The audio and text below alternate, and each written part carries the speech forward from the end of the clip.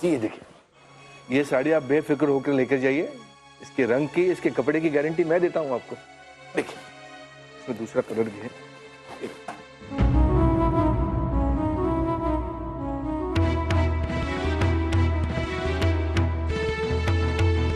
अरे मैं खा के आया हूँ, पी के आया हूँ, नाच के आया हूँ, जी के आया हूँ। आप कौन होते हैं पूछने वाले?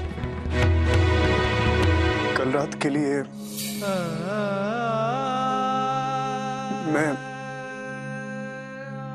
मैं माफी चाहता हूँ। वेद, इनसे बोल दे कि इस वक्त हम दुकान में हैं। धंधे का टाइम है। घर की बातें घर में ही रहें तो ज्यादा अच्छा है। सबके सामने तमाशा करने की जरूरत नहीं है। हाँ देखिए, दरअसल कल रात के बारे में बात करने की ना कोई जरूरत है और ना ही उसका कोई फायदा। तुम्हारी बदतमीजी का कोटा पूरा हो चुका है तेज। आप लोग प्लीज मेरी बात सुनिए, बहुत जरूरी बात है। कल रात मैंने एक और इससे कह दे कि मेरे ग्राहक उससे भी ज्यादा जरूरी है। उन्हें छोड़कर मैं इसकी अय्याशी की कथा नहीं सुन सकता। हमें काम करने दे। अगर खुद को काम नहीं करना तो चुपचाप जाके किसी कोने में बैठ जाए या घर चला जाए। हाँ ये देखिए, अब क्या करूं?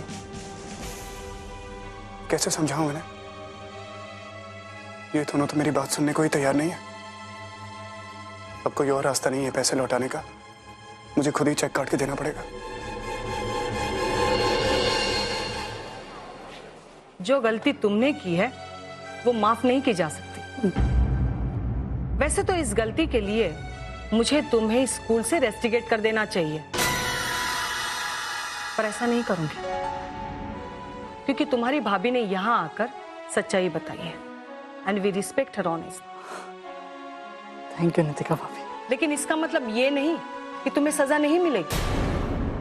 मैनेजमेंट ने ये फैसला किया है कि तुम्हें सजा दी जाए ताकि तुम्हारी गलती से बाकी स्टूडेंट्स को भी सबक मिले। इसीलिए हम सब ने ये तय किया है कि तुम एक और साल इसी क्लास में रहो। We will make you repeat the year. Okay, now you can go.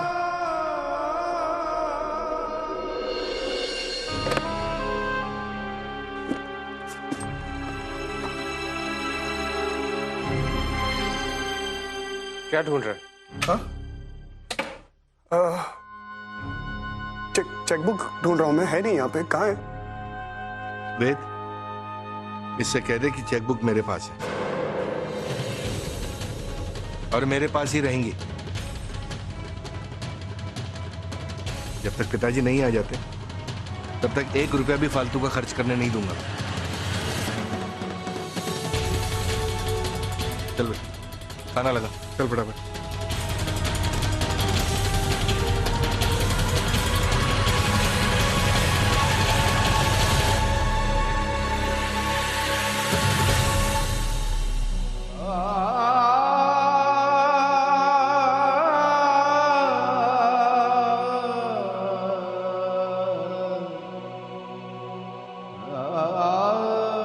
Chequebook तो पशु भैया ने ले ली।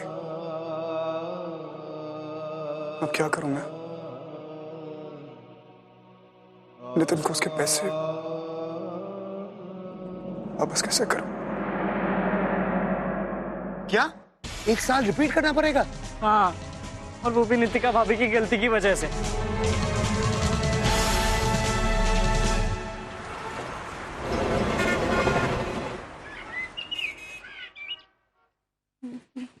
अरे तुम लोग आ गए?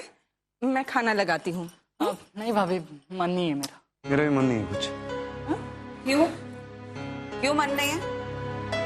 और अगर मन नहीं भी है तो भी खाना पड़ेगा, क्योंकि खाना मन के लिए नहीं पेट के लिए खाया जाता है। चलो। अरे भाभी, आप तो ऐसे बात कर रहे हैं जैसे आपको हमारी बहुत फिक्र हो। प्राची, ये कैसी बात कर रहे हो तुम?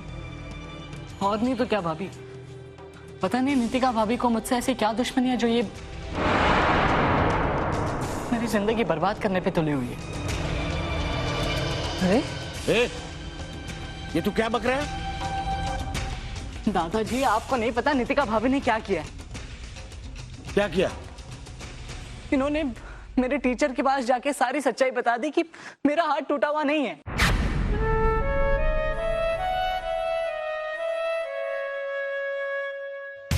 और इसलिए मेरी प्रिंसिपल ने मेरा एग्जाम लेने से मना कर दिया है, जिसका मतलब मुझे एक और साल इसी क्लास में रहना पड़ेगा। दादाजी, जब ज्ञान ने अपनी गलती मान ली, माफी मांग लिया, तो क्या जरूरत क्या थी नितिका भाभी को जाके टीचर को सब कुछ बताने की?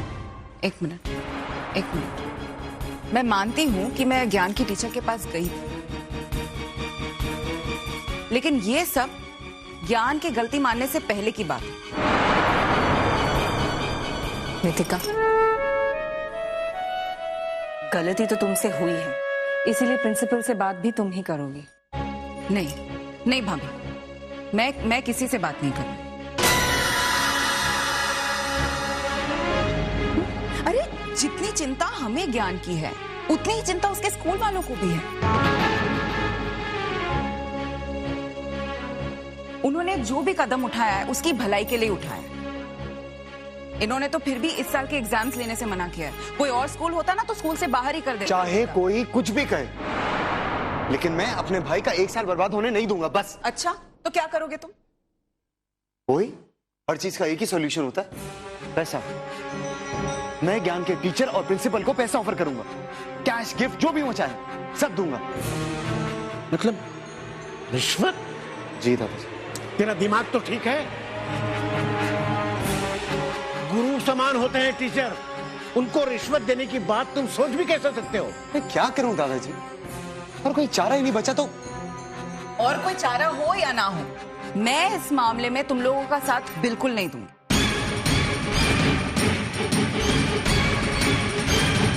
मैं दूंगी, मैं साथ दूंगी।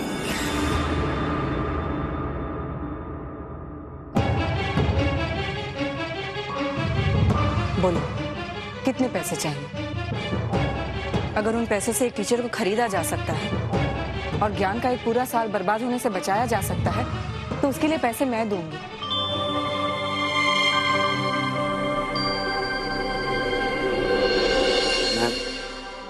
पूरे 20,000।